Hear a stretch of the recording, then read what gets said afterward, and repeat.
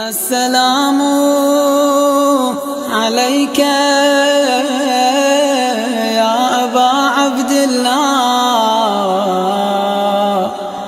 السلام عليك يا ابن رسول الله بسم اللہ الرحمن الرحیم۔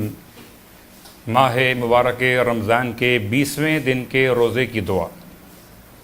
اللہم افتح لی فیہ ابواب الجنان واغلق عنی فیہ ابواب النیران ووفقنی فیہ لتلاوت القرآن یا منزل السکینۃ فی قلوب المؤمنین۔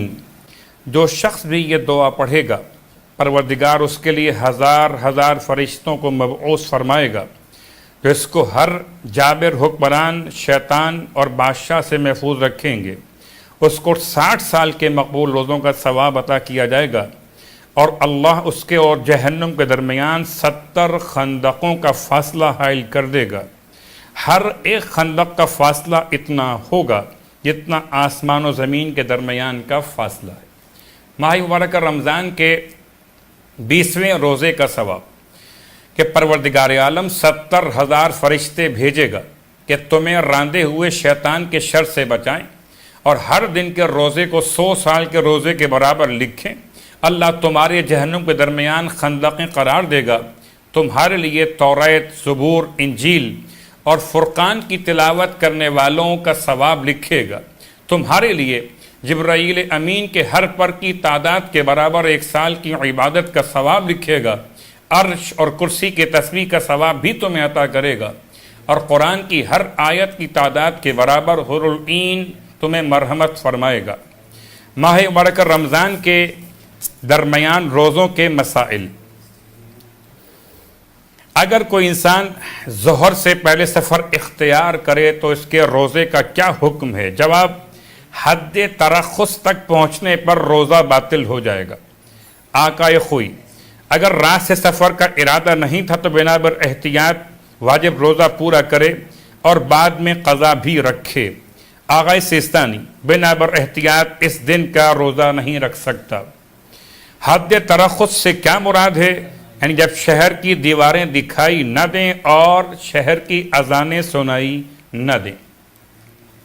20 کی رات مولا متقیان علی ابن ابی طالب علیہ السلام ارشاد فرماتے کہ 20ویں ماہ رمضان کی رات کو 8 رکعت نماز تلاوت کرے تو خدا اس کے گزشتہ اور آئندہ گناہوں کو معاف کر دے گا۔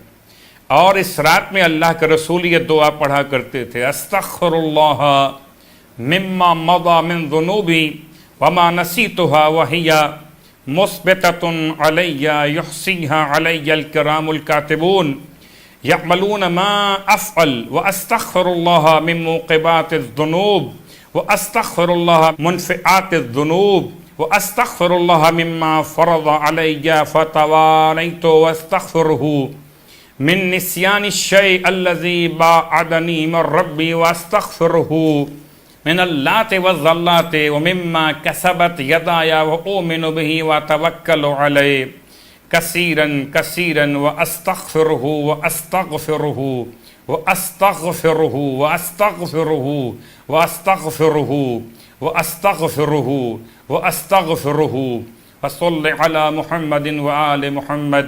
یہ ماہ مبارک رمضان کے 20ویں رات کی دعا کے ساتھ ساتھ یہ رات کہ جو مولا متقیان کے شب ضربت کے بعد واقع ہوئی، یہ شب علالت مولا متقیان، مولا اس طرح سے اٹھا کے مسجد سے لائے گئے۔ کون سا مولا؟ اسے اپنے چاہنے والوں سے بڑی محبت، غلاموں پہ بڑا مہربان۔ اتنی مہربانی اور محبت تھی کہ یہاں تک کہ میرا مولا ایک مرتبہ کوفے میں ایک شخص نے چوری کا اقرار کیا کہ مولا مجھے پاک کر دیجئے۔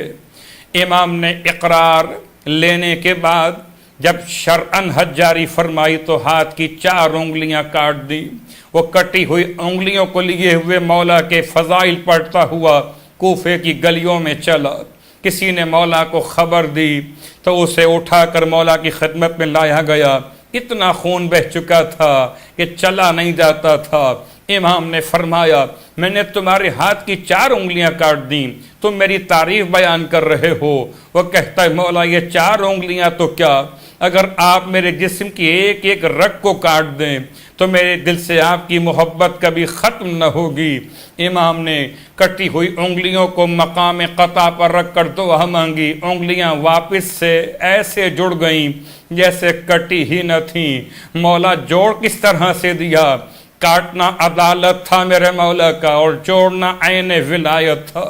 یہی میرا مولا کہ جو مسجد کوفہ سے اٹھا کے لایا جا رہا تھا، اپنی بیٹیوں کا بڑا خیال تھا۔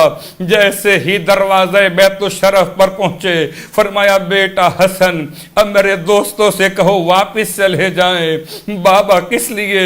فرمایا میں نہیں چاہتا کہ میرے بیٹیوں کے رونے کی آواز میرے دوستوں کے کانوں تک پہنچے۔ پھر فرمایا بیٹا مجھے میرے قدموں پہ کھڑا کر دیجئے۔ بابا آپ میں اتنی ہمت کہاں، اتنا خون بہ چکا ہے۔ فرماتے ہیں بیٹا جب میں گھر سے چلا تھا تو بیٹیوں نے مجھے قدموں پر آتے ہوئے دیکھا تھا، اب اگر ہاتھوں پر اٹھائے ہوئے واپس گھر میں آتا دیکھیں گی تو برداشت نہ ہوگا۔ میں کہوں گا مولا یہ آپ کی بیٹیاں اور وہ حسین غریب کی بیٹیاں، وہ سکینہ وہ فاطمہ صغرا، اور ایک مدینے میں رہ گئی اور ایک خیمے میں انتظار کرتے ہوئے شاید میرا بابا پلٹ کے واپس آئے۔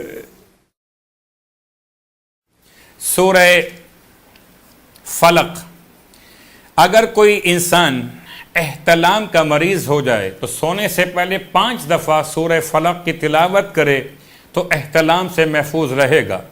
اگر میاں اور بیوی کے درمیان نا اتفاقی پیدا ہو جائے سورہ فلق لکھ کر پانی میں گھول کر وہ پانی ان دونوں کو پلا دیا جائے تو یہ ناچاقی اور نا اتفاقی ختم ہو جائے گی۔